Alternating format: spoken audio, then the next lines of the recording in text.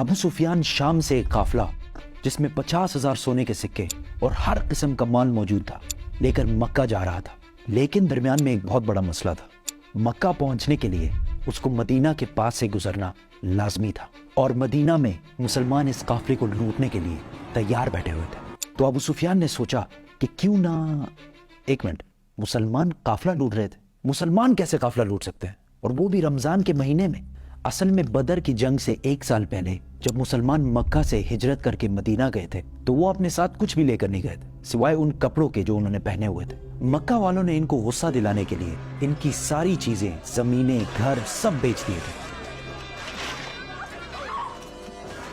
और ये वो काफिला था जिसमें बहुत सारा सामान वो था जो मक्का के मुसलमानों से लूटा गया था। तो मुसलमान लूट नहीं रहे थे बल्कि अपने से लूटे हुए सामान का बदला ले रहे थे। तो अबू सुफियान, इस काफिले का हेड, इस टेंशन में था कि अगर वो इस रास्ते से गया तो मुसलमान तो उसको छोड़ेंगे नहीं। तो उसने अपना रास्ता बदला और मक्का एक खत भिजवाया कि मक्का वाले फुल स्पीड इस काफिले की मदद के लिए पहुंचे। तो वो बंदा जैसे ही मक्का पहुंचा उसने काबा के पास जाकर अपने ऊंट के कान और नाक काट दिए और अपने कपड़े फाड़कर जोर जोर से मदद के लिए चीखने लगा।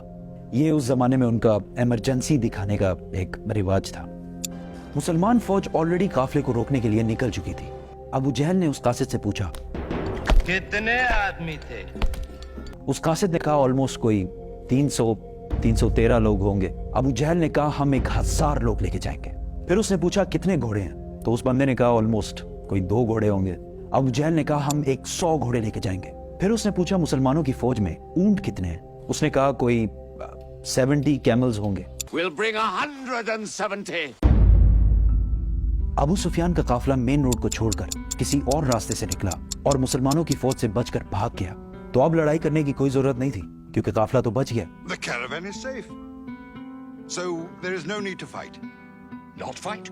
लेकिन अबू जहल ने कहा कि अब अगर काफिला बच भी जाए हम इन मुसलमानों को नहीं छोड़ेंगे क्योंकि इनके एक एक बंदे को मारने के लिए हमारे पास 3 लोग मौजूद हैं।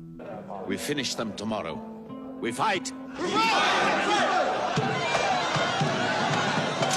मोहम्मद सल्लल्लाहु अलैहि वसल्लम ने अपनी फौज को बदर के पहले कुएं के पास जाकर पड़ाव डालने का हुक्म दिया। तो एक सहाबी ने आकर पूछा, या रसूलल्लाह, ये जगह आपने अल्लाह के कहने पे चूज की है या मशवरे से? तो आप सल्लल्लाहु अलैहि वसल्लम ने कहा कि ये तो हमने मशवरे से चूज की है। तो उसने कहा कि अगर हम आगे जाकर पड़ाव डालें तो वहां पानी भी ज्यादा है और हम दुश्मनों को इन कुओं पर कब्जा करने से भी रोक सकेंगे। आप सल्लल्लाहु अलैहि वसल्लम को इसका मशवरा बहुत पसंद आया और पूरी फौज आधी रात को इस जगह से इस जगह पर मूव हुई। दूसरे दिन अबू जहल की फौज जब सामने आई तो वो मुसलमानों से 3 गुना बड़ी थी। Utba, a very rich मक्कन businessman, अपने भाई और बेटे के साथ सामने आया और मुसलमानों को चैलेंज किया कि कोई है जो हमसे आकर लड़ाई कर सके। मदीना के 3 अंसार इनसे लड़ने के लिए सामने आए। तो उतबा ने कहा, ये कौन है? हमें अपने भाइयों के सर काटने हैं जिन्होंने अपने बाप दादाओं के रिलीजन से बगावत की है। हजरत हमजा, हजरत उबैदा और 24 ईयर ओल्ड अली रज़ियल्लाहु ताला अन्हु सामने आए और लड़ाई शुरू हुई। हजरत उबैदा जख्मी हुए लेकिन उतबा, उसका भाई और उसका बेटा तीनों मारे गए। उतबा का बेटा हुज़ैफा जो कि मुसलमानों की फौज में था, उसके सामने ही उसके बाप, भाई और चाचा को मार दिया गया लेकिन वो मुसलमानों की फौज में ही रहा। मुसलमानों को पता था कि दुश्मन के मुकाबले में उनकी फौज बहुत छोटी है, तो उन्होंने डिफेंसिव स्ट्रेटेजी इख्तियार की कि यार हम तो अपनी जगह से नहीं लेंगे, तुम लोग आके हमला करो। इसी के साथ अबू जहल ने फुल फ्लेज हमले का हुक्म दिया क्योंकि उसका ख्याल था कि 2 मिनट का काम है, बस खत्म करके निकलते हैं यहाँ से। लेकिन ऐसा नहीं हुआ। आहिस्ता आहिस्ता हर एक मुसलमान के बदले 5 काफिर मरने लगे।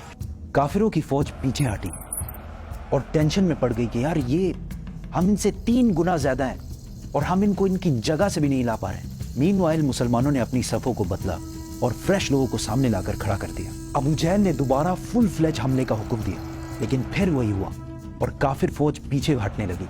लेकिन इस बार मुसलमानों ने इन पर हमला कर दिया और काफिरों की फौज बदर को छोड़कर हर तरफ भागने लगी और काफिरों का जनरल बाज अबू जहल मारा गया।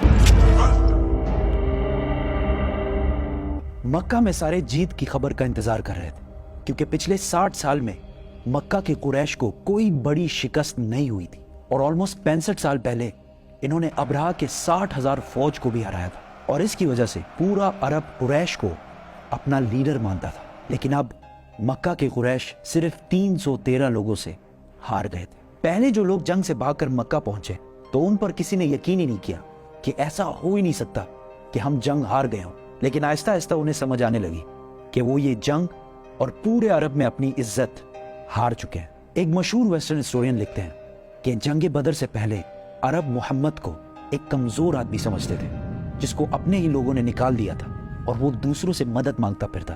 لیکن جنگ بدر کے بعد محمد ایک بادشاہ اور ملٹری جینیس کے طور پر پورے عرب میں مشہور ہو گیا، کیونکہ انہوں نے اپنے سے 3 گنا بڑی فوج کو ہرا کر دکھایا تھا۔ جیت کی خبر لے کر جب مسلمان مدینہ پہنچے تو ہر طرف خوشی اور سیلیبریشن چل رہی تھی، لیکن جیسے ہی رسول اللہ صلی اللہ علیہ وسلم اپنے گھر میں داخل ہوئے تو ان کو پتہ چلا کہ ان کی بہت ہی پیاری بیٹی رقیہ، جس سے وہ بہت پیار کرتے ہیں، کچھ ہی دن پہلے فوت ہو چکی ہے۔ اس بات سے رسول اللہ صلی اللہ علیہ وسلم کو بہت دکھ ہوا، لیکن مسلمانوں کی خوشی اور سیلیبریشنز جاری رکھنے کے لیے انہوں نے اپنے غم کا ذکر کسی سے بھی نہیں کیا، اور یہ سیلیبریشن زیادہ دیر چل بھی نہیں سکتی تھی، کیونکہ اس بار ابو سفیان نے پورے عرب سے 3000 کی فوج جمع کر کے مسلمانوں سے بدلہ لینے کی تیاری شروع کر دی تھی۔ They are gathering. Every young man with a sword is on his way to Mecca.